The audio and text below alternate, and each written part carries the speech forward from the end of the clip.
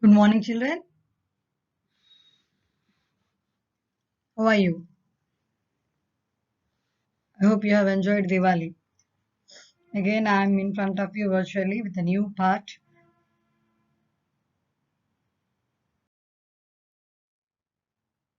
Children, we are dealing the lesson is matter pure. In the last class, we have learned paper chromatography and the separation of two immersible liquids by using a separating funnel. So, we are going to continue the next part of our lesson. Children, please be attentive and listen the lesson carefully. I'm getting good response in the form of assignments I'm getting. Please do everyone complete the assignment and send the pictures. So coming to today's topic, children, separation of mixture of two miscible liquids. And these, whatever the mixture you're given of two miscible liquids, the process used here is nothing but distillation. So in through distillation only we can separate the two miscible liquids. So before getting into the activity, you have to know something. Just listen. Here, this distillation. Distillation involves conversion of a liquid into vapors by heating, followed by condensation of the vapors, thus produced by cooling. And here you have to remember that distillation is used for the separation of components of a mixture containing two miscible liquids which boil without decomposition and have a sufficient difference in their boiling points. So we have to know about the principle. The separation of a liquid mixture into individual components can be achieved at their respective boiling points. The more volatile component distills first, while the less volatile component distills afterwards. Here, one more point you have to remember, children. I hope you have remembered what we have learnt in 8th standard, boiling point of water. What is that? Conversion of all the liquid water into vapor, and the boiling point of water is 100 degrees Celsius. Similarly, every liquid will have its own boiling point. When liquid reaches to that temperature, it boils, means it converting into vapor. So that point you have to remember for this, children. So the principle here that at the boiling point of the more volatile will have a low boiling point. Okay, the you have to remember that. And a less volatile liquid will have a high boiling point. So these 2 points you have to remember, children. Now coming to the activity, the main aim of this activity to separate the two miscible liquids, whatever the examples we have to take here, water and acetone by distillation process. So what are the materials required here? Like a stand, distillation flask, thermometer, condenser, beaker, acetone, water and one whole rubber cork. So here we're coming to the procedure. Take a mixture of acetone and water in a distillation flask. Fit it with a thermometer and clamp it to the stand. Attach the condenser to the flask and on the other side of the condenser, keep a beaker to collect the distillate. Heat the mixture slowly. As the flask is heated, the vapors of a low boiling liquid, acetone, starts forming vapors. And these vapors travel upwards. And as these vapors on passing through the condenser gets condensed to form a liquid acetone, which gets collected in the beaker. When whole of the acetone is distilled through the condenser outlet and it is collected in the beaker. And what is left in the flask now? Water remains in the distillation flask. If you want to separate water also or collect water also, you have to continue the process of heating. So the vapors of high boiling component of the mixture, here the water, starts vaporizing, and these vapors, similarly how we have explained for acetone, it goes in that way. Okay, and as they pass through the condenser, they get condensed to form a liquid water, which in turn is collected in another beaker. In this way, we can separate water also.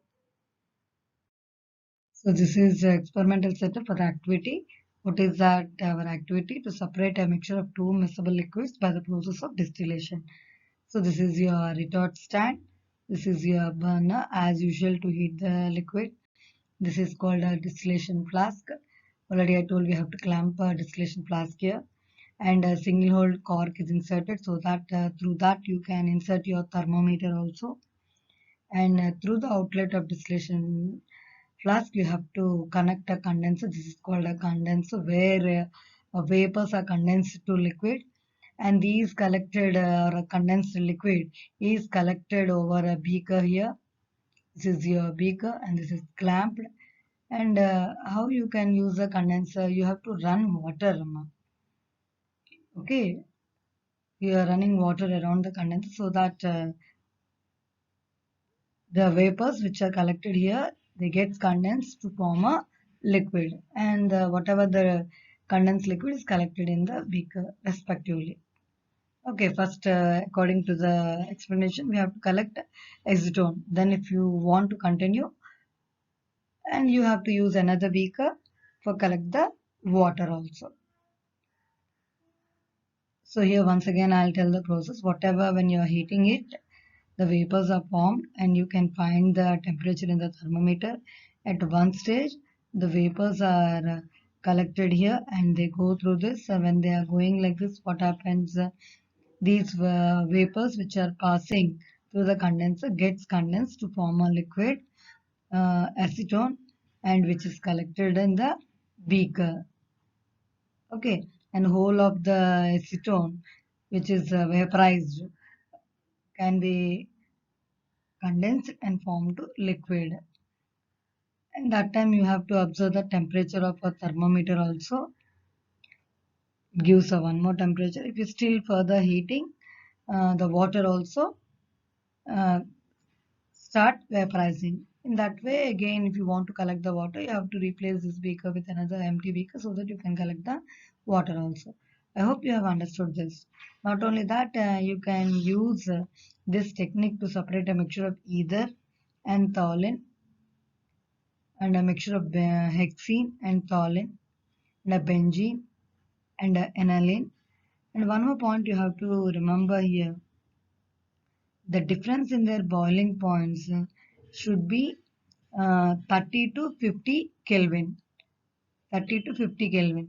And already in the 8th standard, I told always when you do the activities in chemistry, you have to remember not in degrees Celsius, children. You have to remember in Kelvin temperatures. Children, one more activity that is related to fractional distillation. If the boiling points of the two miscible liquids of a mixture are very close to one another, that means less than 25 Kelvin. Okay, also the separation cannot be achieved by simple distillation, what we have already discussed, because I told the difference should be 30 to 50 Kelvin. If at all, if you find a miscible liquids, the difference between their boiling points is very less, then this is due to the reason that boiling point of the more volatile liquid of the mixture, there will be a sufficient vapors of the less volatile liquid as well. So as a result, both the liquids of mixture will distill together and the separation cannot be achieved. So we have to remember that the separation of such a liquid mixture into individual components, however, can be achieved by fractional distillation, which involves repeated distillations and condensation. And one more point you have to remember, fractional distillation is carried out using a fractionating column. So it usually consists of a long glass tube and a wide bore packed with the glass beads or a small stones or porcelain pieces. Okay, and the actual purpose of the fractionating column is to increase the cooling surface area and to provide a hurdles or obstructions to the ascending vapors and descending liquid. Remember this point, this is very much important point. So this is the apparatus which is used for fractional distillation. This is your stand and this is your burner, distillation flask, and this is called a fractionating column. Already I told what are placed here, like a beads, and this is your cork, it's a thermometer. This is your condenser, and condensed liquid is collected in your conical flask. Okay, the one difference between distillation and fractional distillation is only this fractionating column. Okay, already I have told you what is the purpose of this fractionating column. And here you will take a mixture. Okay, and I told the mixture should be, that means the boiling point should be less than 25. That type of mixtures only can be separated by fractionating column or fractional distillation. So here if you take a mixture of chloroform and benzene, of which chloroform is more volatile, which means which have a low boiling point. Then benzene is having a more boiling point. Okay, when such a liquid mixture is heated, the temperature rises slowly in the thermometer and the mixture starts boiling. The vapors forming of the more volatile liquid, here nothing but a chloroform. What happens here? As these vapors travel up to the fractionating column, the vapors of a less volatile liquid, that means it is a benzene, condense more readily than those of more volatile liquid.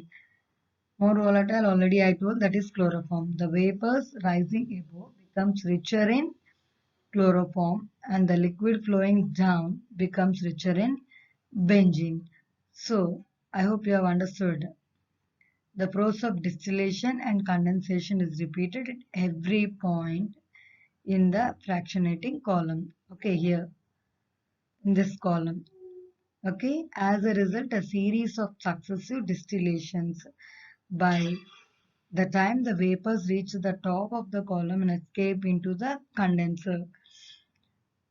Okay, next they consist entirely of two more volatile liquid, that is chloroform. That means it is collected in a flask.